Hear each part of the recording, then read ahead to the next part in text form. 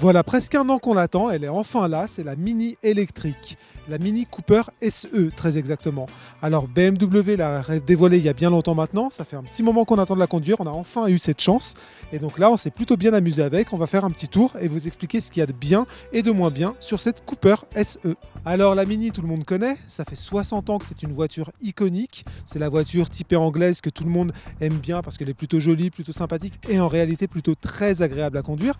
Et la question avec cette Mini SE, c'est de savoir si une version électrique et un peu plus lourde que la moyenne peut procurer les mêmes sensations de conduite. Globalement, ce qu'a voulu faire BMW avec cette version électrique de la Mini, c'est de ne pas s'éloigner, voire de rester collé à la version thermique de la voiture. Sur cette version-là, c'est la version Greenwich, c'est peut-être celle qui marque le plus son côté électrique, avec ses bandes jaunes, son logo bien voyant et finalement aussi ses rétroviseurs qui sont bien jaunes aussi. Mais globalement, les autres versions de la Mini sont assez proches de celles qu'on a pu voir depuis quelques années sur nos routes. On est maintenant à l'intérieur de cette Mini Cooper SE et bien évidemment on reconnaît le style caractéristique de Mini. C'est un habitacle qui est assez chargé, il faut aimer, c'est pas du goût de tout le monde, il y a des boutons absolument partout, que ce soit ici vers le haut, vers le bas, avec des touches piano qui sont un petit peu chromées, alors on aime ou pas le style, nous on est un petit peu sceptique là-dessus, mais bon après tout pourquoi pas. Au milieu de cet environnement assez chargé, on a deux écrans qui ressortent, de petits écrans finalement. Un écran central de 9 pouces qui permet d'avoir la navigation et aussi la partie info entertainment. Et l'écran de navigation qui lui est un écran un peu plus petit, c'est un écran de 5 pouces. C'est un écran qui est plutôt bien fait. Il est partagé en 3 parties. Sur la droite, on a la partie batterie avec l'autonomie restante. Sur la gauche, on a la charge et le niveau de charge engagé et le niveau de récupération. On a aussi l'écran central qui lui affiche évidemment la vitesse, mais aussi une petite partie de navigation au bas de l'écran qui est assez intéressante, notamment parce que la navigation Mini par défaut n'est pas franchement excellente. Comme sur toutes les voitures électriques, il y a plusieurs modes de conduite. On a le mode sport, on a le mode mid qui est le mode par défaut de la voiture, on a le mode green qui permet de préserver un petit peu l'autonomie et on a aussi le mode green plus qui lui réduit certaines des capacités de la voiture, notamment la puissance du moteur mais aussi la climatisation et c'est vraiment le mode à engager en cas d'urgence quand on a on va dire quelques kilomètres à faire et qu'on a peur de ne pas pouvoir arriver à destination.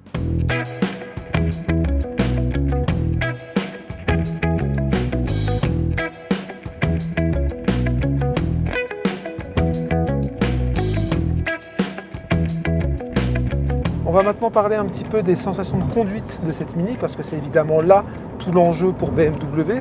On a une voiture qui, comme sur la version thermique de la Mini, est très dynamique. Voilà, c'est le côté un peu sportif.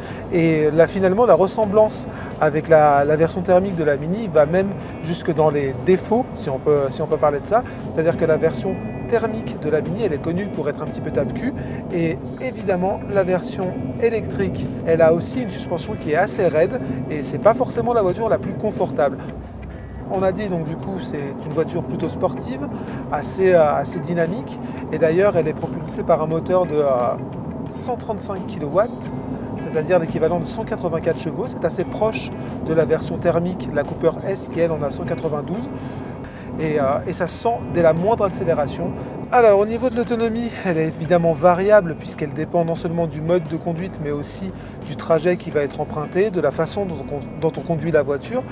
Mini a fait des choses plutôt simplement, ils ont donné une fourchette qui va de 235 à 270 km. Et dans notre cas, après environ 200 km parcourus entre Marseille et ses environs, une conduite mixte donc, avec forcément quelques accélérations mais plutôt une conduite souple dans l'absolu, on est parvenu à un total de 17,5, à une moyenne plutôt de 17,5 kWh consommés. C'est plutôt pas mal, c'est un peu plus que ce qu'annonce Mini qui est autour de 13, mais c'est moins que la moyenne d'une voiture équivalente qui est davantage tournée autour de 20 kWh. L'autre point sur lequel Mini a très bien travaillé, c'est sur la récupération d'énergie. On sait que c'est une chose essentielle en voiture électrique et Mini a fait les choses plutôt simplement. Il y a deux modes de récupération d'énergie. Celle-ci se fait essentiellement sur la décélération de la voiture, c'est-à-dire qu'il suffit de lever la pédale de l'accélérateur et aussitôt la voiture reprend de l'énergie. Alors le premier mode est assez puissant et il suffit simplement de lever la pédale pour freiner tout doucement, il va jusqu'à l'arrêt.